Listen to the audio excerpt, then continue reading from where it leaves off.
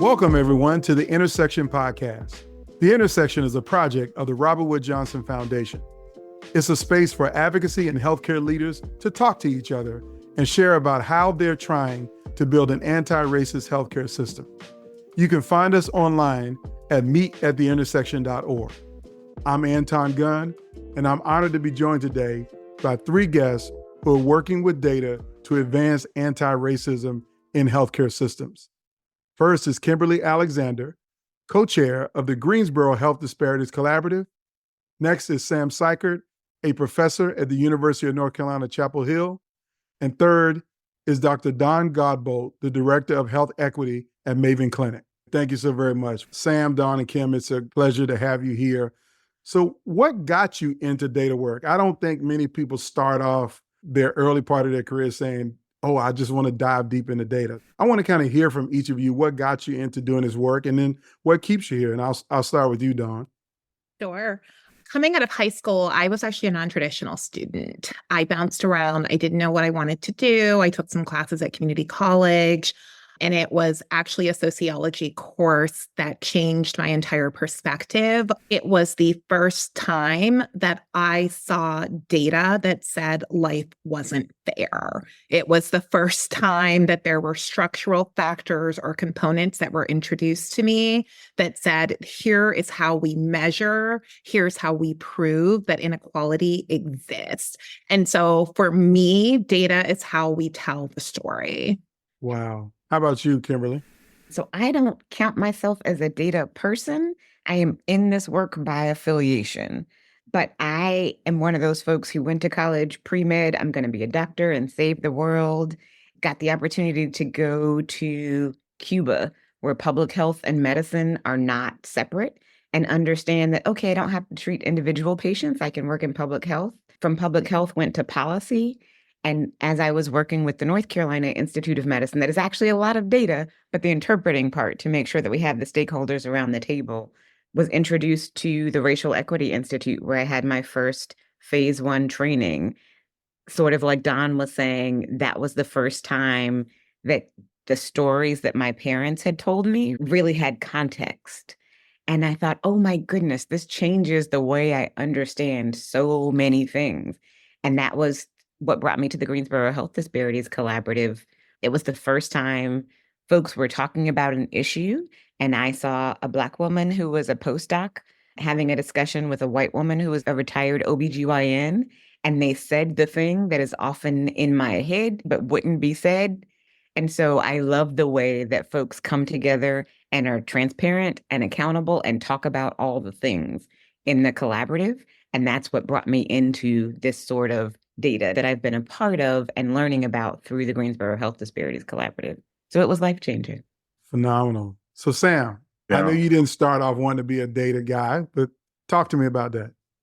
Well, I actually started out professionally as a solo practitioner. And I saw in my experience and working in a small North Carolina community that there were some things that were messed up. By sort of luck, I got interested in, although there was an algorithm where if somebody was going for heart surgery, you knew who was at risk. There was no such algorithm for lung surgery. So I did a literature search and found this article by a guy named Peter Bach in 1999 that was really the sentinel article in Cancer Disparities, where he showed that people with early stage curable lung cancer, that about 15% less Black patients were getting surgery. I mean, in absolute, it was 76 versus 61%.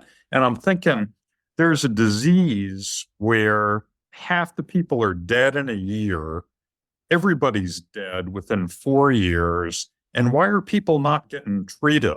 And so that got me looking at nuances and explanations. And that's a harrowing story, being able to see the problem and ask the question why nobody is doing anything about it. Let me ask this, because I'm talking to three people who are in this world and in this work. If I want to build a framework around collecting data that's equitable, What's the best approach to do that? And I'll start with you, Dawn. I think it's building or designing, developing metrics that are going to let you know who your member or your patient is. If we're really going to provide patient-centered healthcare that's individually tailored to the person, then we need to know who the person is. We need to know their race, their ethnicity, their preferred language, gender identity, sexual orientation. Your framework should really capture as many demographics as possible. If you are neurodivergent, if there is an ability or a disability that you have, we should really try to collect as many metrics as possible that can paint who the person is, a whole picture of who that person is. Just wanted to piggyback on Sam's point that when we have the data, we can see really where we can fix. Understanding what the problem is and when the problem is solutionable. In maternal health, Black women are 2 to 3 times more likely to die from pregnancy-related complications, but 2/3 of maternal health deaths are preventable. Wow. If we can prevent those deaths, why are we not? And how do we not? We know that we can. The CDC has told us 2/3 are preventable. Sam, go ahead. That's something, Dawn, that really vexes me. For instance, the ACURE results now have been available for 5 years, but very few health systems have implemented it, and it's easy to do, and it's fairly cheap. Even at UNC in Chapel Hill, where I'm based these days, 2/3 of the ACURE intervention has been implemented, but part of it still isn't. It's starting, but they don't feel any sense of urgency. Well, in the cardiovascular stuff, they contacted me because now, as part of their shared services agreement with Medicare, there's now a health equity payment mechanism. So all of a sudden, they're a lot more interested, right? Where's your sense of justice and fairness and civilness when you have stuff out there that can fix things quickly? Why aren't you doing it? Drives me crazy. You can tell we're passionate about it. Both Sam and I are working on translating a cure into what our study is called A Cure for Moms. So Sam is on the data side, and I am part of the training group that is training the trainers that are going into OBGYN practices to talk about the national statistics and understanding what's happening in those particular practices. But I think, Anton, your question was about a data framework. And while I'm not a data guru, from representing an organization that is community-led, I'd say it's important to have those community voices at the table. So when you're looking at metrics, being able to say what's important to the community. Is your community health assessment? What have been those top things that have come up for your community? And then having folks with lived experience be able to give feedback and have a seat at the table where they have a voice to be able to share what would be helpful to be able to collect or to share. That's a great point that you raised about community. And I wanted to ask this question. What do you do when your N is too small? So your data set is really small and maybe not statistically significant. And I also want you to opine on the role of qualitative data. Everybody wants the quantitative numbers, the big numbers, the statistics that we can lay across all kinds of dashboards. But what role does qualitative data play when you don't have the ability to get the big data? And I'll start with you, Kimberly, just to give us a little bit more context to that. Sure. I think when you have a small number of people, those people are not insignificant. Those are lives. They may be statistically insignificant, but those are real people's lives, and they have stories and they have experiences. And so I'm a big fan of qualitative data because being able to hear the story. When I worked in policy, we would say that you need the numbers, but you also need the story to be able to help people connect, and being able to gather qualitative data where folks can tell their story. In A Cure for Moms, we have stories of Black women focus groups and white women focus groups, and being able to talk about their experiences so that we can help teach providers about things that happened and the way they went. Qualitative data is a really important thing to be able to understand what's working, things that are going well, and those things that you may not have been able to see without hearing from the lived experience of your community members. What about you, Sam? Yeah, and Kimberly's right. The other thing about qualitative data, it gives you an idea of what the barriers are, what to target in terms of interventions. But as far as small numbers go, most medical practices, they might be part of a big system where data are then amalgamated and you have statistically significant numbers. But most practices don't have enough patients, especially enough comparative patients, to get statistical significance. So in the quality improvement literature, what you do is you ignore statistical analysis and you just say, well, these 12 folks are getting what they need and these 8 aren't. So how are we going to get these 8 to get up to where those 12 are? And then you plan, do, study, act. You iterate until you improve care for the people that aren't getting it. You still need numbers. You still need to know if I come up with an intervention, for instance, take aspirin to prevent preeclampsia, and a bunch of patients at risk aren't getting aspirin. If I decide, oh, well, I've got a trigger in my practice that shows when a patient isn't getting an intervention, getting it on the EHR, well, unless somebody acts on that trigger or there's a next step, it doesn't get fixed. So if I don't keep measuring the deficiencies, I don't know that they're fixed. And stats don't matter. It's who's getting better. Yeah, very good. Dawn, you all have lots of data, lots and lots of data. So my question for you, are there any ways in which you collect qualitative data? Is there any mechanism that has been relevant or valuable to Maven? So I think the question of collecting qualitative data, when we pair that with best data collection standards, you have to decide, are you following that specific method, or are you going to pull the data in, look at it, and say, here's how we action on it? So we have a number of ways that we do this. One, we measure patient experience in a couple of different ways, and our patients provide testimonials. We call them members. And so our members tell us, we ask in the post-appointment survey, and people use this. The other way that we bring in qualitative data is we compile recommendation reports from our community advisory board. And the community advisory board is made up of different types of experts in the reproductive health space, but also members who use the app. The idea is that all of the data that we collect is supposed to improve the care model, utilization, and outcomes. And a part of that is understanding, what did you like or not like? What would you have expected? Do you have a recommendation for where this should live on the app? Does this matter to you? We're asking you a question. We think it's important. Is it actually important to you? In our class program, when we review our 6 sources of data, 4 of those are quantitative. Our NPS score is kind of quant, kind of qual, but we use the community advisory board recommendations as data sources. We say, here's what we developed. And then we send that out around the company to the engineering team, the product team, internal teams, whoever it is, even externally facing teams that meet with clients will say, here is what our community advisory board, here's what our members are telling us. Very good. Well, Dawn, I want to stick with you a little bit because that was a great framework. So I want to talk about like goal setting and measuring progress when you're trying to impact disparities and create a more equitable experience in healthcare. You talked about getting that feedback in. Could you give us a little sense of how you set goals and measure progress?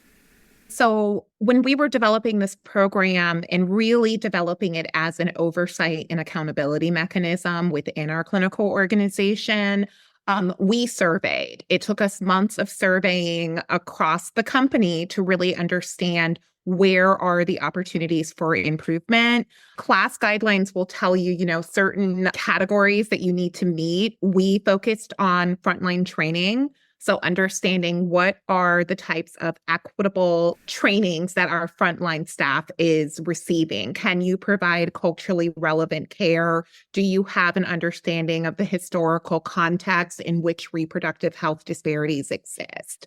We also want to make sure that you are trained to provide services in the patient's preferred language. And if you cannot do that, you understand how to get the person in that time, in that moment, connected with someone who does speak their language or can communicate with them. We also look at data collection and analysis. And so we developed and built dashboards that allow us to disaggregate all of our data in seconds across utilization and outcomes. We have some data junkies that whatever I ask them for, tell me about this group of people and their lactation rates. That's pulled at a moment's notice. That had to be built. It had to be designed. We have senior director of clinical who's reading all the research, trying to validate and make sure that what we're measuring is correct. And then that last part is community partnership. And so bringing in those voices to the table and treating that data that we collect as a valid source of data. And so with each of those, it's goals, right? So we're saying 100% of our staff should be trained on health equity. There's no reason not to, 100%. Or how often are we going to review this? With the dashboard right now, it's our first 6 months in. We're looking at trends. We're looking at variance analysis and trends to say, what is the data telling us? So you set goals. We try to set smart but challenging goals. Very good. So I want to ask this question particularly to Sam and Kimberly. If I'm in a community and I'm interested in interpreting and acting on data, but I don't have a Greensboro collaborative, I don't have you with your 20 years of experience and partnership there, but if in my community and I'm looking for somebody to help me to interpret and act on data, who could help me to do that in my local community? Two things you want to do. First of all, you want to go through your connections and find maybe an academic who's passionate about the information that you can partner with. And a lot of times you'll find that. At UNC has an organization called TRACS. A North Carolinian can go to the TRACS website and put in a request for statistical help for a problem in a community, and then that will get routed to the infrastructure of TRACS so that person gets a response. There are 60 plus CTSAs across the country, so some states have more than one, but almost every state has one. Kimberly, how about you? Outside of the collaborative, I actually live in Durham, North Carolina, where we have a partnership for a healthier Durham.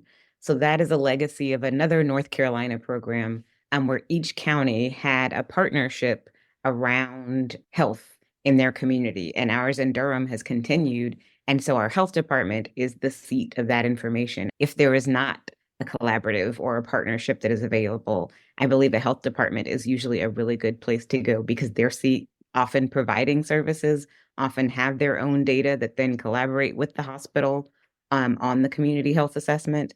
Oftentimes, the local health department or the district health department is a great place to be able to go to ask some questions. Very good. Collecting data is always great, and act on the data is more important for communities and giving them solutions to do that. So a local professor at an academic institution who's passionate about this issue could be a great place to start for interpreting data if you don't have CTSAs in your community to be able to help you to do that. I got a couple more questions I want to ask you. This is really around suggestions for funding the work of data analysis. Could you talk about where people might go and get support for being able to fund data collection and analysis that reduces disparities in their community? Yeah, going to an organization like the NIH or the American Cancer Society is hard because their funding rates have gone down somewhat since COVID with budget changes and that sort of thing. So that's not easy, though. If you have an academic partner, it's more doable, but it's still not a sure thing. But there are many local foundations in North Carolina. The way that the collaborative got started was through a grant from the Cone Foundation. And so it was the local hospital foundation that gave us startup money to get together. In North Carolina, you have the Duke Endowment, which also covers South Carolina. You have Kate B. Reynolds Foundation. Now in Western North Carolina, there's a new foundation, Dogwood Foundation, which funds a lot of the kind of things that we're talking about. So it's looking for local foundations that are interested in doing something real in healthcare. Kimberly? Being able to make that case and share why it is important to be able to understand more of that data, I think is a really good one, helping them see why it's important. And I think there's an example that we dropped from the collaborative about telling the story so that then you can use that story to be able to make the case and talk about funding. Very good. Anything you would offer, Dawn, in this space? Sure. I would look at some special pots of money. The Biden-Harris administration earmarked quite a few funds for maternal health, $27 million. And so that money is available, and sometimes it's easier when working with certain partners, but they are looking for innovation. And so this is where your smaller models or community partnerships may be able to get some funding that is government related. And then similarly, I think of CMS, they announced their transforming maternal health model, TIMA, last year. And so that's another example where these are not monies or funds that typically exist, but have sort of popped up as special funding. So I would keep an eye out for those as well. Well, fantastic. Thank you all. So we're going to close out here. I'm going to offer you the opportunity for any final word that you would offer to our listeners who would be interested in trying to advance health equity, and data needs to be a part of it. What would you say to them? And I'll start with you, Sam. I think health systems need to be held accountable, and they need to be transparent with their data. As we talked about earlier, I think communities need to organize and say, again, we're being hurt. You need to tell us the truth, and we want to work with you to get better outcomes. And because, again, it's not a one bad apple thing. The whole healthcare system is disorganized and there are breakdowns. It's system-based solutions that are meaningful. But before you get started, you have to be transparent with each other. Very good. How about you, Dr. Godbolt?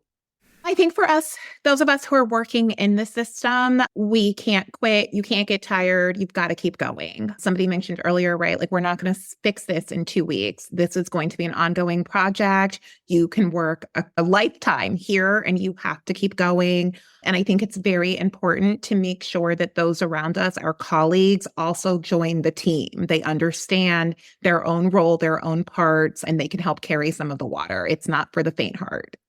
That's so right. So, Kimberly, you get the last word. I'll build on what both of my colleagues here have said. Health equity is a team sport. You don't have to be the provider or inside the health system to be part of this work, but understanding why you're doing the work, the people that are in the community that are experiencing the disparities, they are the reason why. This is life or death. It took 400 years to get to this place. It's not going to happen overnight, but patience. And this really is a marathon. There's a lot of work, and we're all needed to be able to do this work. Well, we're going to end on that note. I want to thank Kimberly, Sam, and Dawn for your time and participating in this great discussion. It's been insightful. I've learned a lot, and I appreciate your participation. I want to thank the audience for listening to the Intersection podcast. For more information on upcoming events and to join our mailing list, visit us online at meetattheintersection.org.